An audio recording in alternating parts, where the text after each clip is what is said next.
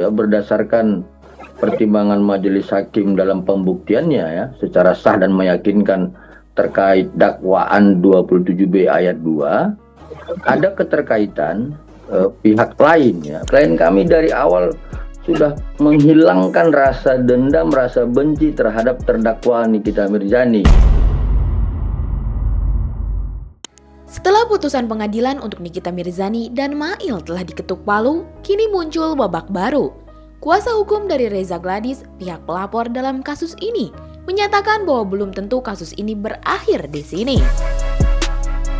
Pasalnya, mereka mengetahui bahwa masih ada pihak lain yang ikut terlibat, dan salah satu nama yang disebut bukan orang sembarangan, melainkan Dr. Oki Pratama, sosok yang dikenal publik sebagai influencer dan dokter kecantikan terkenal.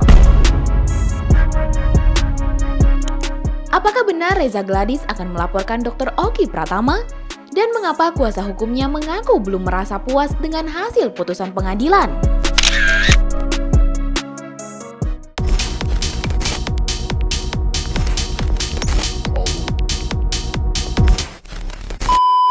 Dalam konferensi pers terbaru, kuasa hukum Reza Gladys membuat pernyataan yang mengejutkan.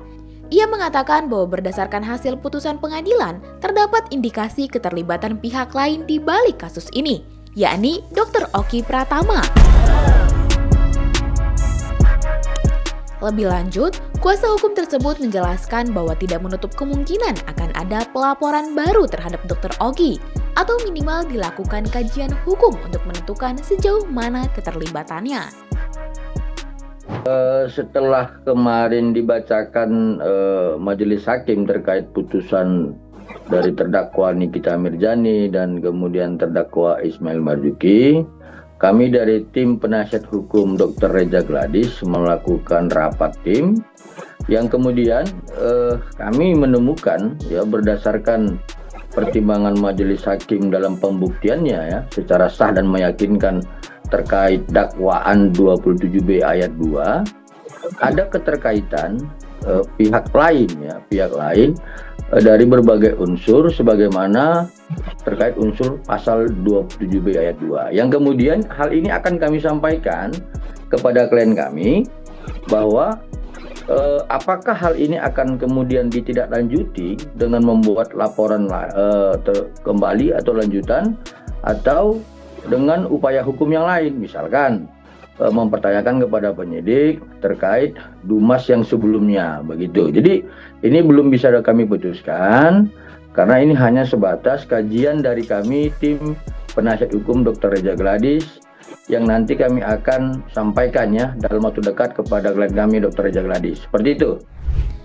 Pernyataan ini sontak membuat publik bertanya-tanya, apakah Dr. Oki memang terlibat dalam perkara ini? Ataukah ia hanya menjadi perantara yang terjebak dalam pusaran konflik antara Reza Gladys dan Nikita Mirzani? Kuasa hukum Reza menegaskan bahwa langkah hukum lanjutan terhadap Dr. Oki masih bersifat kemungkinan. Perlu didiskusikan dahulu dengan Reza Gladys, namun dasar hukumnya jelas. Jika dalam putusan atau fakta persidangan ditemukan indikasi bahwa ada pihak lain yang membantu atau mengetahui terjadinya tindak pidana, maka pihak tersebut bisa ikut dimintai pertanggungjawaban hukum. Ya, yang pasti kita tidak mau menduga-duga ya, tetapi dengan presumption of innocence itu adalah sebagai dasar kita untuk patut ya melaporkan seseorang dengan dugaan tidak pidana ya terhadap apa yang menjadi pertimbangan majelis hakim pada tanggal 28 Oktober ya. Terhadap siapa nanti akan kita laporkan nanti tergantung apa dari hasil koordinasi kami dengan klien kami ya, seperti itu ya. Sekarang belum bisa kami sampaikan. Dalam pernyataannya, kuasa hukum Reza Gladys juga menyinggung soal hasil putusan Nikita Mirzani. Ia menegaskan bahwa tim hukum Reza tidak kecewa dengan keputusan hakim, namun merasa belum sepenuhnya puas. Menurutnya, pasal TPPU sebenarnya penting untuk memberi efek jera, terutama jika ada gugatan keuntungan finansial yang dihasilkan dari tindak pidana. Sebagai praktisi hukum kan nggak boleh kecewa, kita kan nggak boleh melebihi kewenangan majelis hakim ya. Tetapi kita harus objektif melihat bagaimana majelis hakim itu membuat sebuah putusan ya, karena kan majelis hakim ini kan dianggap mengetahui, paham dan bijaksana tentang mengambil sebuah keputusan. Ya, jadi terhadap pengetahuan itu kami melihat bahwa kurang cermatnya aja ya, bahwa ketika misalkan lex spesialis itu harus memang ada beberapa tentang hukum acara yang mengatur tentang lex spesialis itu. Kuasa hukum juga menyebutkan bahwa rasa puas atau tidak puas terhadap hasil putusan bersifat subjektif. Namun, mereka tetap menghormati seluruh proses persidangan dan keputusan yang telah dijatuhkan oleh majelis hakim.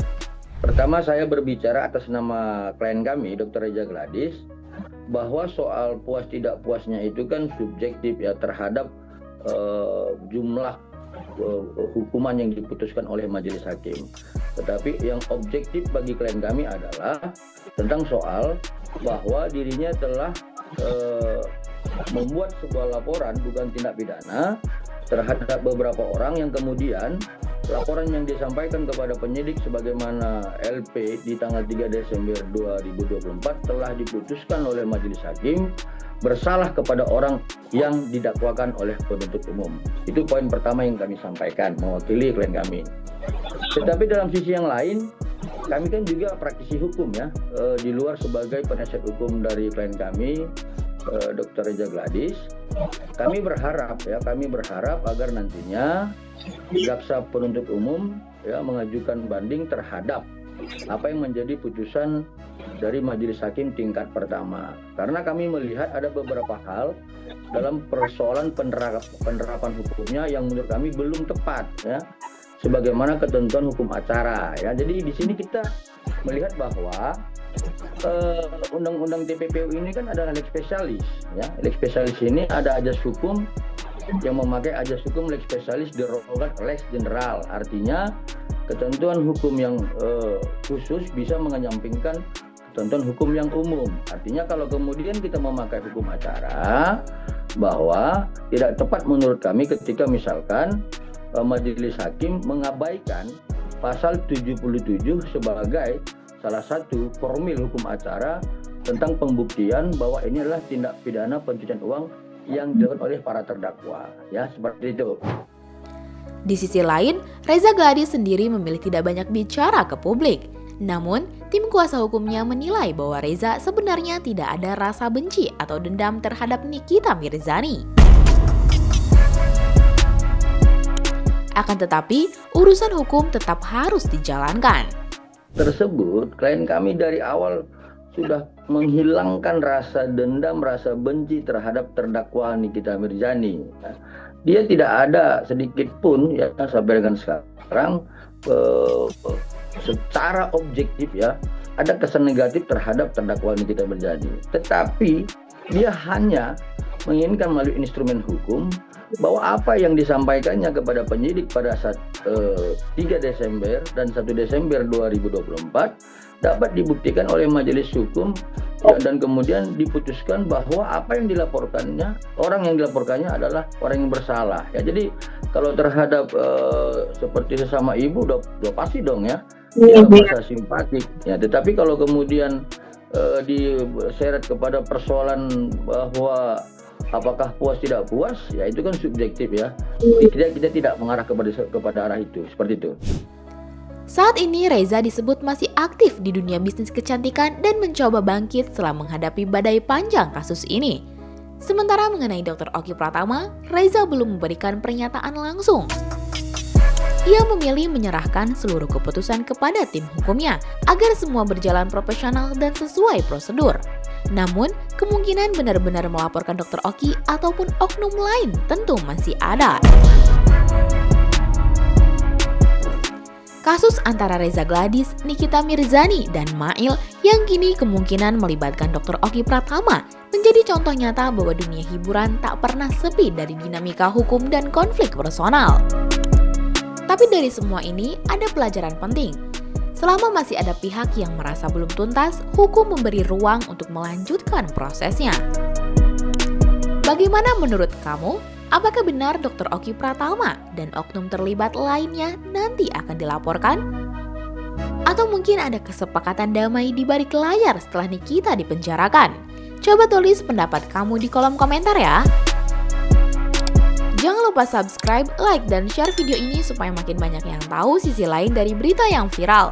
Sampai jumpa di Kupas Tuntas berita hiburan selanjutnya bersama Igini.